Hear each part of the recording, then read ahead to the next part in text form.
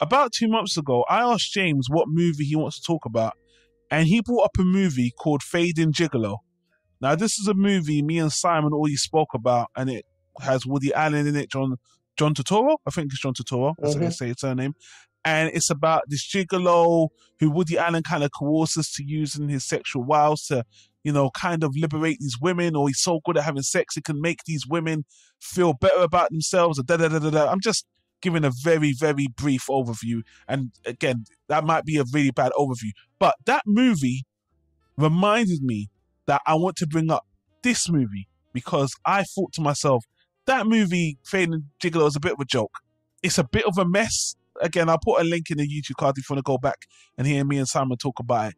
I was very confused about the intention of that movie, where I feel like this movie has a much more intentional focus on what it's talking about.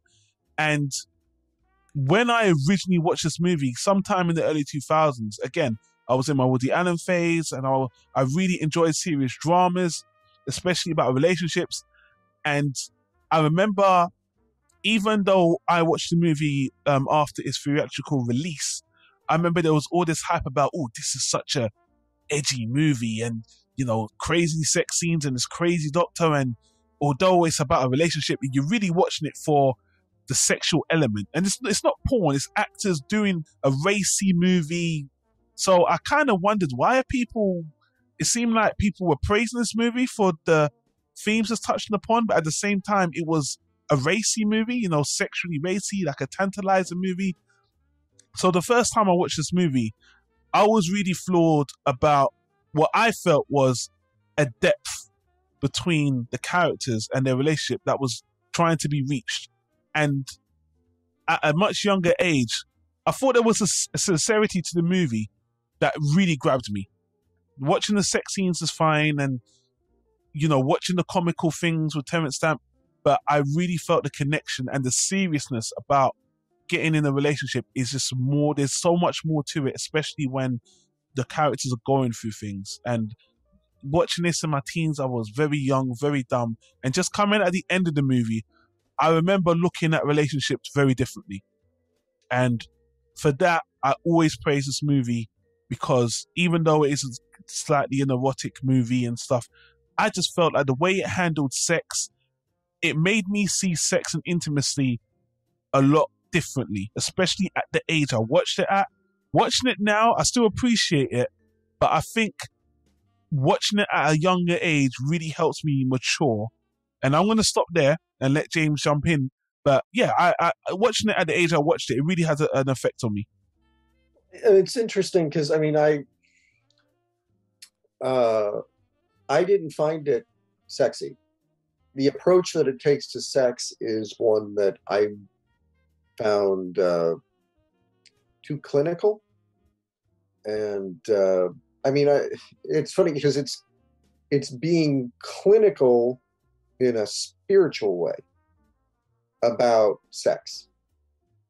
You know, talk of like chakras and things like that, which I, you know, put no credence into. But you didn't have to say that so low. I don't believe in that shit. Yeah, I don't know. It's a lot of crap. But trying to be respectful to people who do. But no, you're wrong. Say your piece. Go ahead. Yeah, I had a hard time like the three leads are all from things that I very much associate them with. Terrence Stamp has done a lot of stuff, but obviously I just saw General Zod. Cheryl Lee being in Twin Peaks and actually playing in this movie a very similar character to what she played on Twin Peaks. You almost get the feeling that, you know, had her character lived, and I don't think it's a spoiler because that's the whole premise of the show, is that her character dies. Had her character lived, maybe this is what she would have grown up to be. And Craig Schiffer is from a movie called Nightbreed, which I'm a huge Clive Barker fan. So that's a movie I've been watching for 30 years now. And I've not seen him in hardly anything else. So I just see the guy from Nightbreed. You don't know Uncle Keith? I don't know Uncle Keith. No. All right. I know you're going to yawn when I say this. So he's actually best known for his role in a CW TV series called One Tree Hill, where he played one of the main characters' uncles called Uncle Keith. One of those, basically, just call him Uncle Ben. He is Uncle Ben in that series. Such a homegrown, raising his brother's kid, and they look up to him, and he has a tragic fate in One Tree Hill. And he's a much lovable character. If you see One Tree Hill, I know, CW, roll your eyes, guys. I know, CW. But the show went on for like 9 seasons. I loved One Tree Hill up to a point, and then it just became terrible. But yeah, Craig Sheffer, just wanted to put that out there for my One Tree Hill fans. Yeah, and I'm used to seeing him in really weird Clive Barker body horror kind of situations. But it was, I did relate to it in that I was in a relationship with a woman who very much was like the Cheryl Lee character, had gone through similar things and had a similar diagnosis to what we find out she has. And it rang very true in that way. But I didn't feel like Cheryl Lee they never got her to a place where I felt like she didn't come off as that damaged to me. In the setup of the movie. I mean, she calls him on the phone a lot while he's at work, or, she cleans the house obsessively or something. When you look back on that doesn't feel like as extreme a behavior as what eventually you find out happened to her really warranted. Even him being kind of annoyed by it felt like, this doesn't seem like it's that bad. They didn't, at least to me, they didn't make her out to be that damaged in the setup. She just seemed neurotic. By the end of the movie, when you get to the payoff of everything, I didn't feel it was as earned as it could have been if they had her be more, if she drank, if she did drugs, if she was running around having sex with every other guy that, looked at her. That kind of more extreme kind of behavior might have made the ending for me feel more powerful when she kind of confronts what happened to her. But it was very hard for me just watching Cheryl Lee not to think of Laura Palmer, because the characters are so similar in everything that they went through that I just kept seeing Laura Palmer. So that was something I had to get past. But I could see this being a movie that there'd be a lot of parts that made less mature people giggle. So you're going to have to, if somebody wants to see this, they've got to come at it from a place of maturity, and they've got to come at it with the fact that you saw this when you were in high school and you got something from it. I think a lot of guys in high school would have just been fast forwarding to get to the sex scenes. Yeah.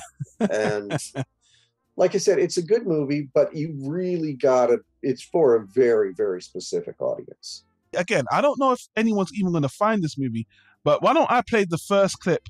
Well, actually, I'll play the second clip to deal with Terrence Stamp and Craig Sheffer speaking to each other. Don't you get it, man? She needs medical help. Maria's been in traditional therapy for 7 years. 3 therapists. Which therapy do you think will work at this point? Do you know what a borderline personality is? They told you there was no cure, and they were right. There is no psychoanalytic cure. The mind cannot change the mind. Real change is not a mental process. Let me guess. You think sex, your sex in particular, will heal Maria, is that it?